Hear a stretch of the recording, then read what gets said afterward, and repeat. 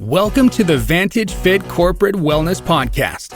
This podcast is sponsored by Vantage Fit, the all-in-one AI-powered corporate wellness platform developed by Vantage Circle. Health in all aspects is a fundamental human right, be it for men or women. Today's world is more about egalitarian and better place to live. But for many years, women have witnessed massive inequity in work and personal life. In fact, this leading to their health problems is something frequently overlooked. Women employees face a lot of workplace challenges related to health, and as they spend most of their time at the office, their well-being is something that must be prioritized. Hello and welcome to another episode of Vantage Fit Corporate Wellness Podcast. Today's topic is women's health. I am your host Parishmita, and we have Jackie Ruka as our guest to discuss further in this interesting topic of women's health in the workplace. Jackie is a professional happyologist who is on a mission to transform the definition of success and promote the positive quality of life in which we work and live. She is a certified Harvard-trained leadership and success coach and also specializes in improved individual and work-life happiness. Hello, everyone. Thanks for being here with us. It's so nice to have you, Jackie. Thank you. Nice to be here. So let's begin with our first question. What are some of the women health issues which needs to be prioritized in your perspective or in your eyes? Okay, so it's a very loaded question. So I'm going to try to simplify it. So women, I work a lot, primarily with women. And women usually come to me with symptoms. And some of those symptoms are really masked of a root cause that has been threatened or has been compromised. So what may look like a not so healthy situation is really ignoring the root cause. And so many of the health issues women experience, such as exhaustion or overwhelm, lack of sleep, anxiety, can lead to what I call distress or dis-ease, and that can magnify internally, where it can lead to heart disease, cholesterol problems, breast cancer. Those are some of the top issues, top three issues that women suffer physically, health-wise. However, the root cause is ignorance, or I shouldn't say ignorance, I should actually say denial of your own well-being. Well-being is comprised of 5 different essential elements, and we need these 5 elements to work in harmony, and only about 7% of the population actually have that harmony in which well-being is working for them instead of working against them, and that is actually based on a study by Gallup. And so when you ask me that question, we have now reached kind of peak where companies are recognizing that well-being is all the 5 factors of well-being are crucial to functioning as a productive person and somebody who is going to be working productively, feeling fulfilled. And those 5 elements of well-being, your career, social, financial, community, and physical, are no longer exclusive. They are all woven into one because we are obviously holistic beings. So we can't compartmentalize those 5 essential elements. They all need to be working together, and naturally, corporations and work. Career is the primary foundation, of course, because the majority of us who are working are spending, over 70% of our time at work. So sorry to make that such a long explanation. As you have said, the 5 factors of well-being. Do you think the 21st century women are embracing those dimension of well-being or those 5 factors of well-being?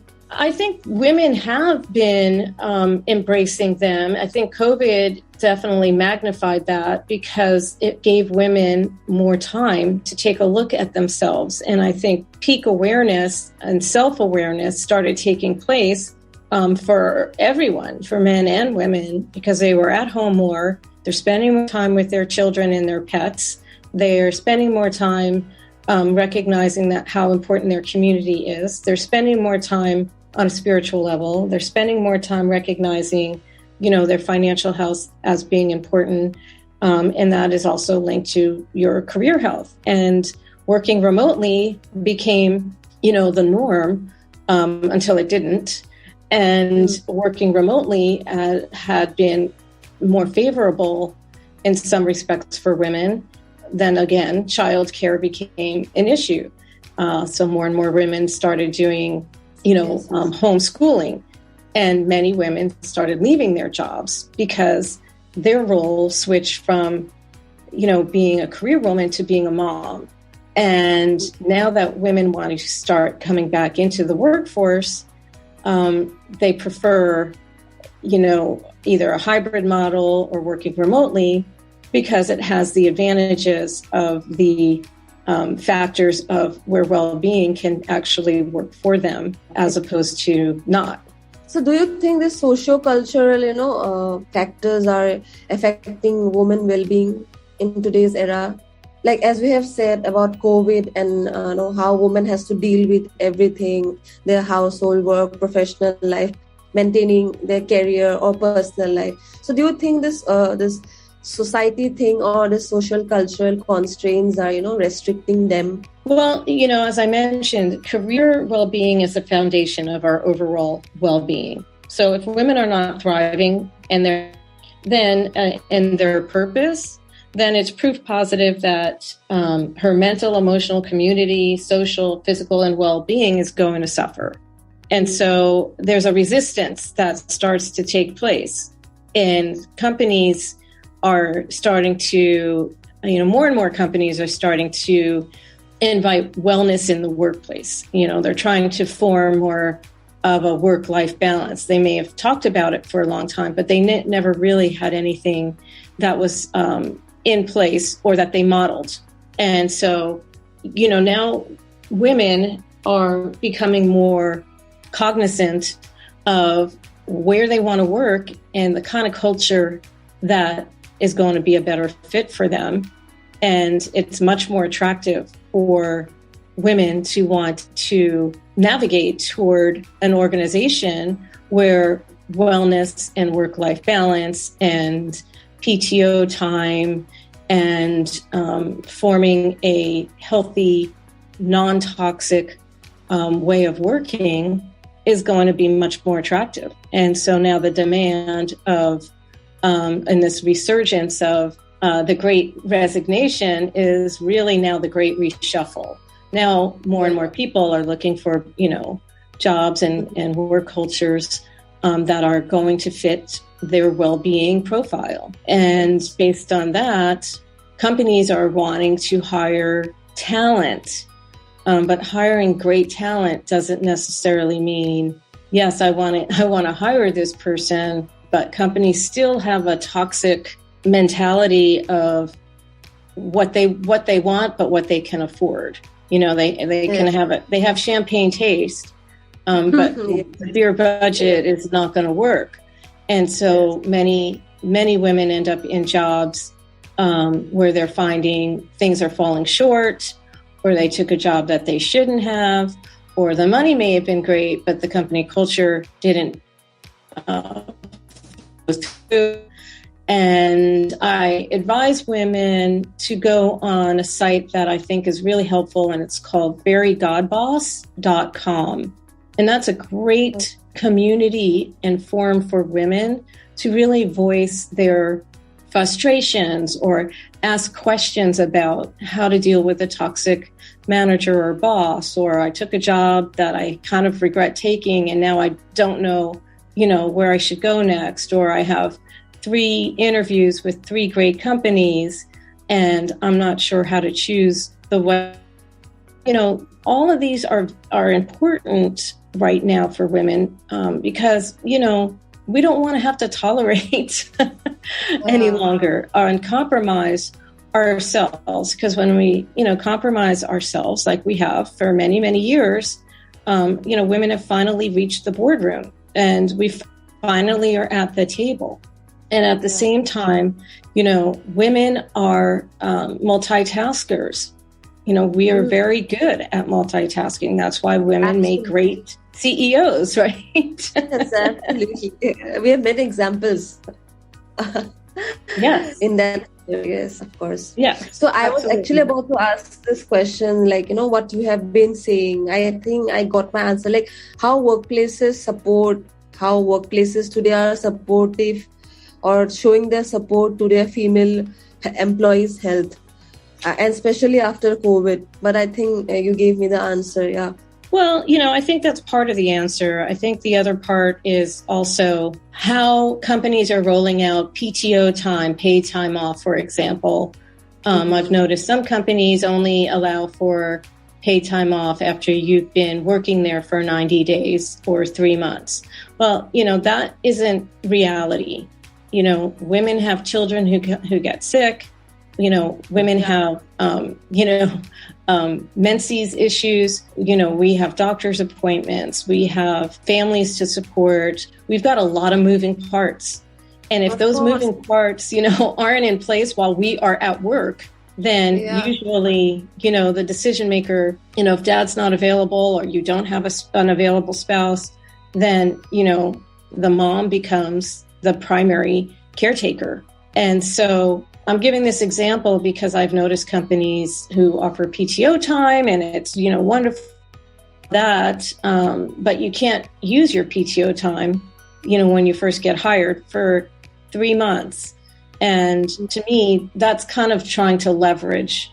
It's a company trying to leverage and not trying to roll out work-life balance, which I think is completely underrated. And so it's almost kind of like, we'll give you what we want, what you want, when you give us what we want. And, the bottom line is when people are happier and forming and have that harmony and stability in their well-being, they are going to be very productive at work, right? Yes, of course.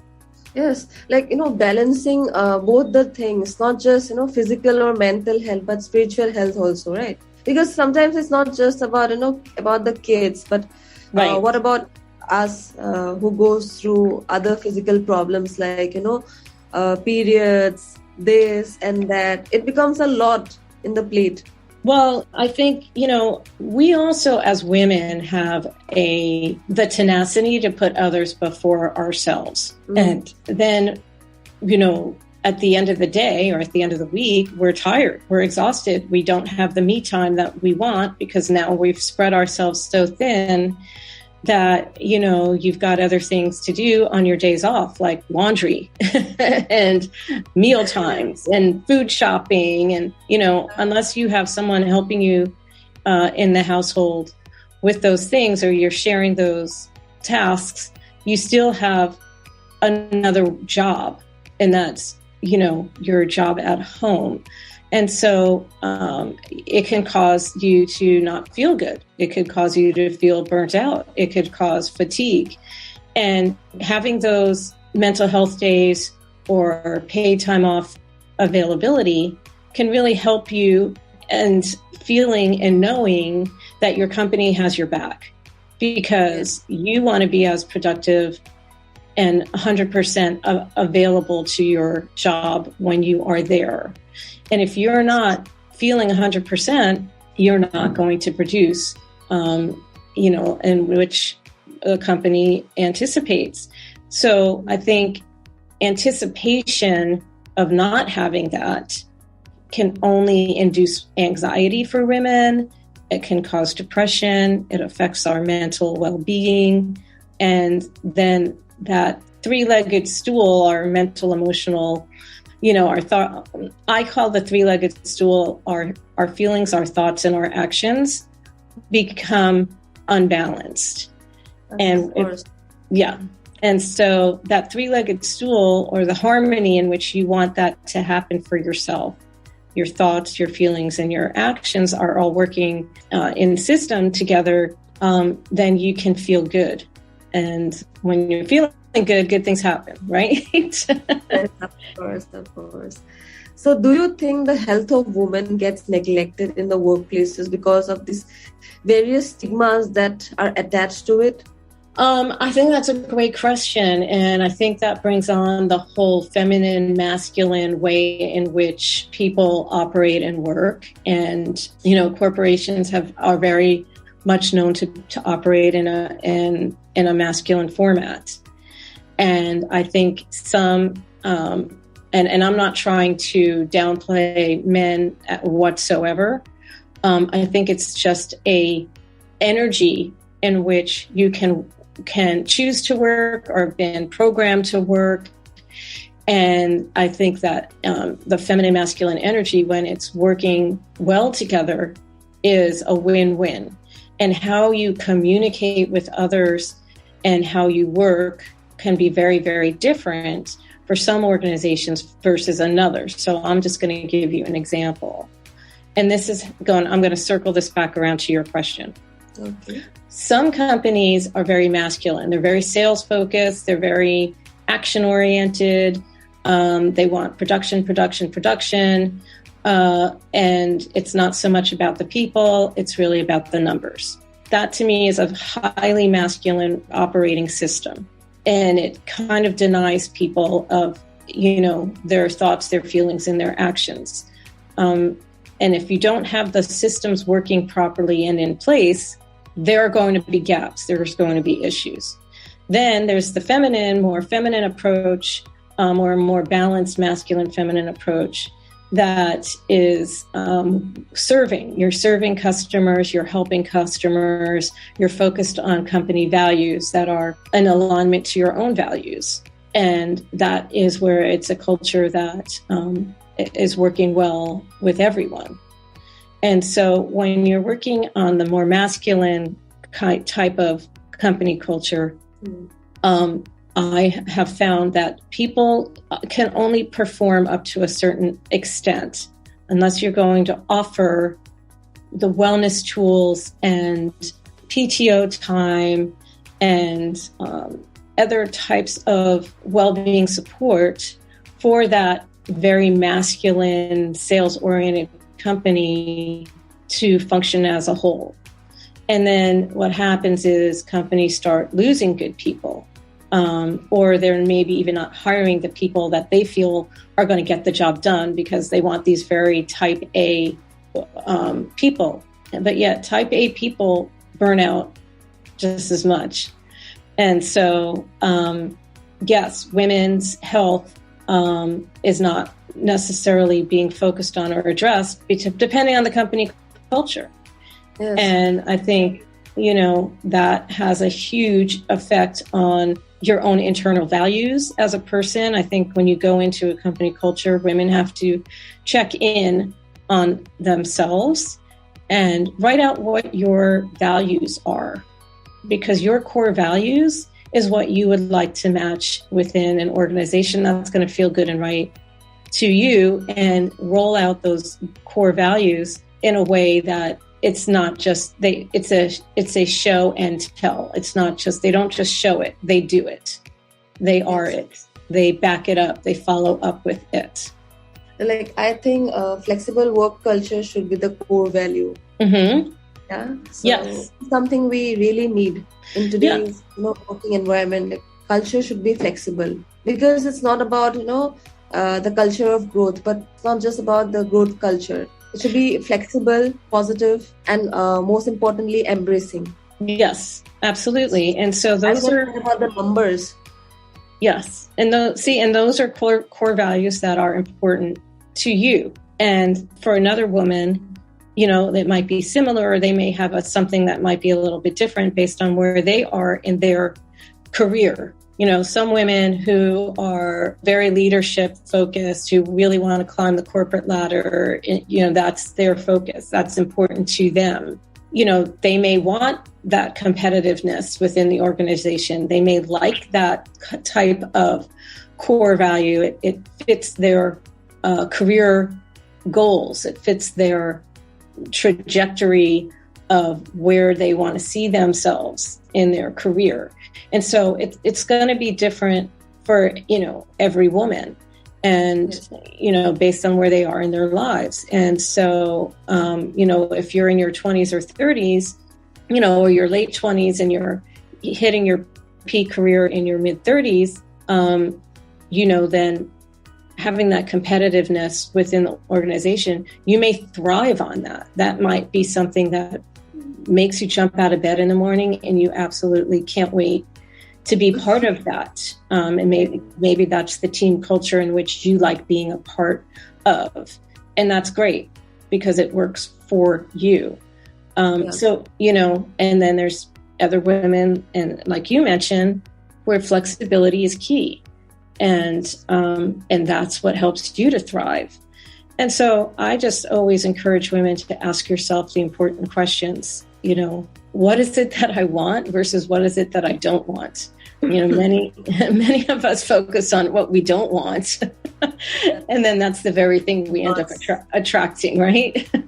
Yes, of course, like the do's and the do nots. Right? Yes. And so, and so you've got to know what are your deal breakers. And, sometimes we don't always have a choice. Sometimes you end up taking a position that it may not have the money that you're hoping for, but it may have all the other factors in the company culture that fit well with your core values and where you are in your career life. And so, that could just be a good stepping stone to move into, maybe another role within the company.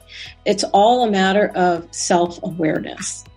That's the bottom line, is it's self-awareness and being consciously in tune to your career life, your social life, your financial life, your community life, and your physical health. We can't ignore those factors. And if companies are ignoring those factors, then it makes it more hard for women to find the time to go for that walk or have that workout in the morning or after work and get the blood flowing and change out what I call your state, changing your mental state. Or we could say in this corporate world, climbing the ladders, it becomes very difficult for a woman, if they pull her back, right? Yeah, exactly. And so I believe that women are we're so innovative that when we come together, we can truly rule the world. And I'm not saying that in a funny way. I'm saying that in a way that is, I think, women truly, we already know this, but we have to start believing it more and acting on our life force. We all have a life force. I'm going to get a little spiritual on you, but instead of focusing so much on, I think our essential well-being factors are very in tune to your own intuition. Like be wise to ourselves, right? Absolutely.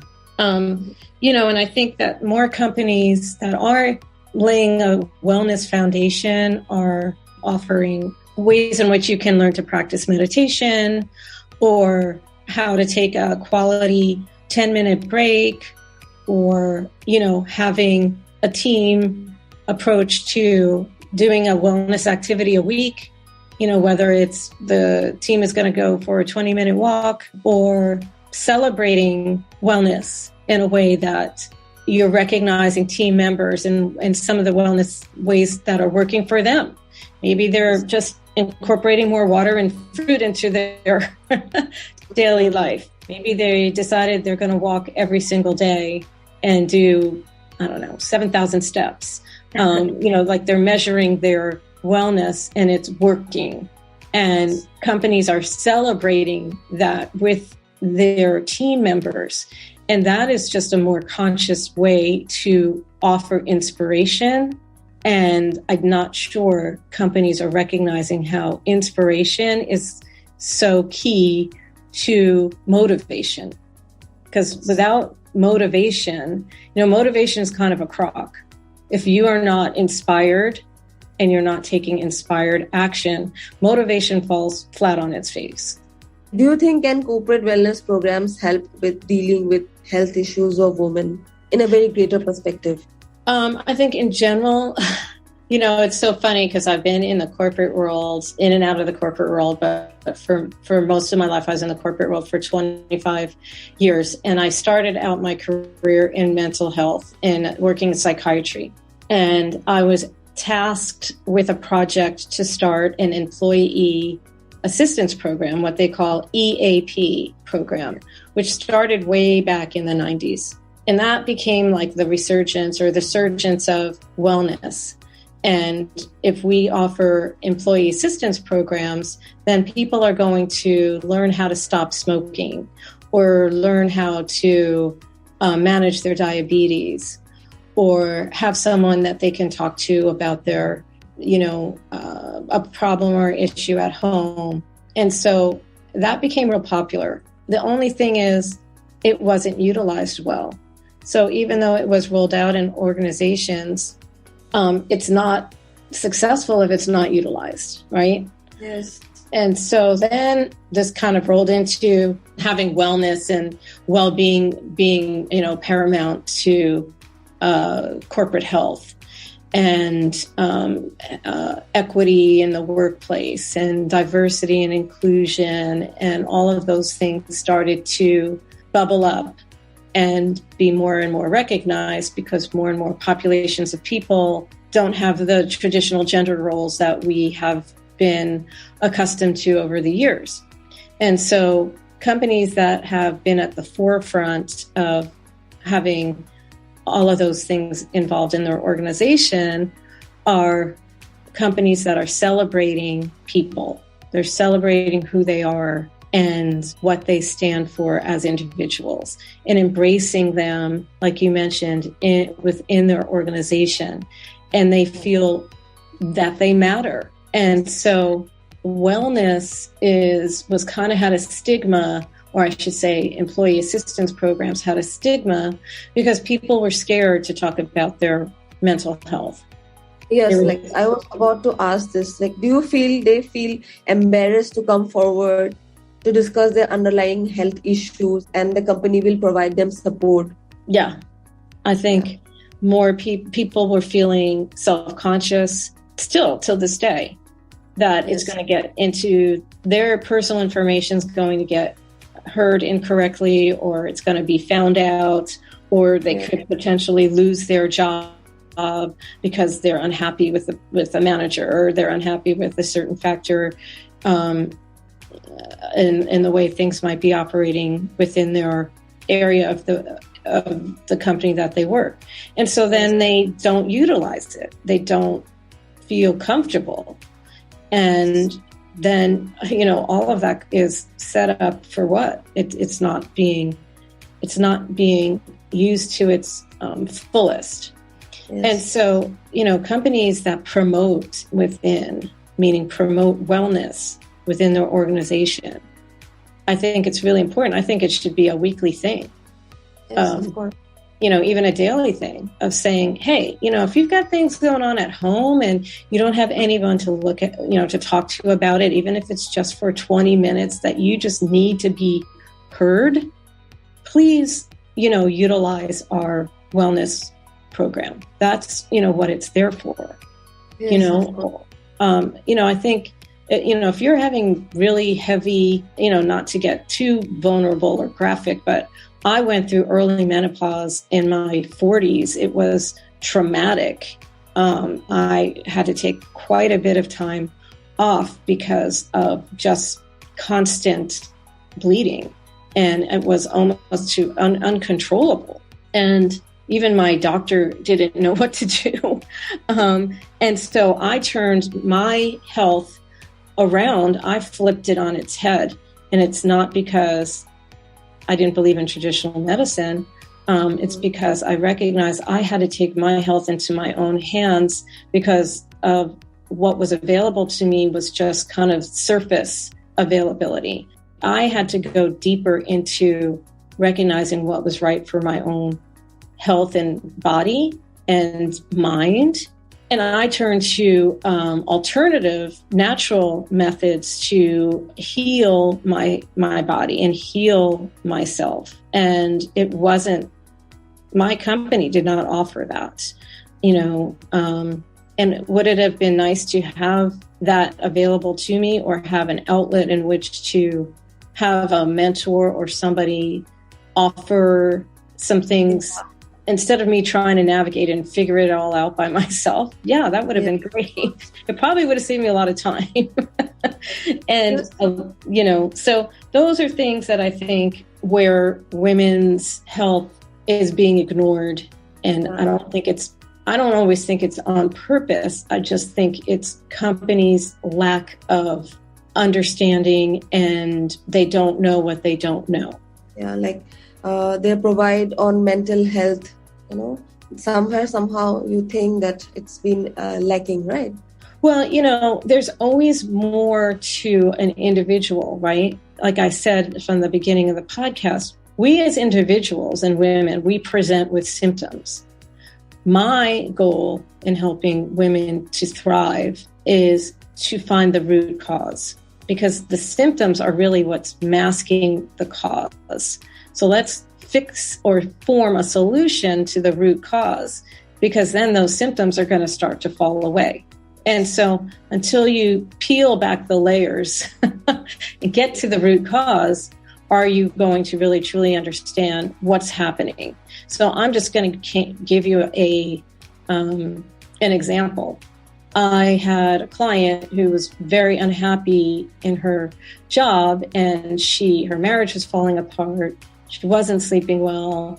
She was self-indulging in, drinking wine, and then that led to drinking more wine, which led to a bad habit, to the point that she was self-medicating.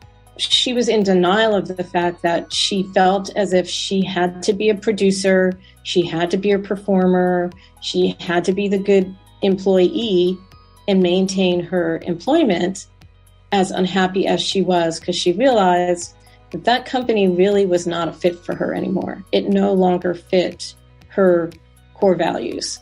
So with this, we come to the end of the session. Thank you, Jackie, for joining us, for being a wonderful guest to our Vantage Fit Corporate Wellness podcast. Thank you, everyone, for listening. Thank you. Nice to be here. Thanks for listening to Vantage Fit Corporate Wellness Podcast. Please do subscribe to Vantage Fit Corporate Wellness Podcast on Apple Podcasts, Spotify, and our YouTube channel for new episodes.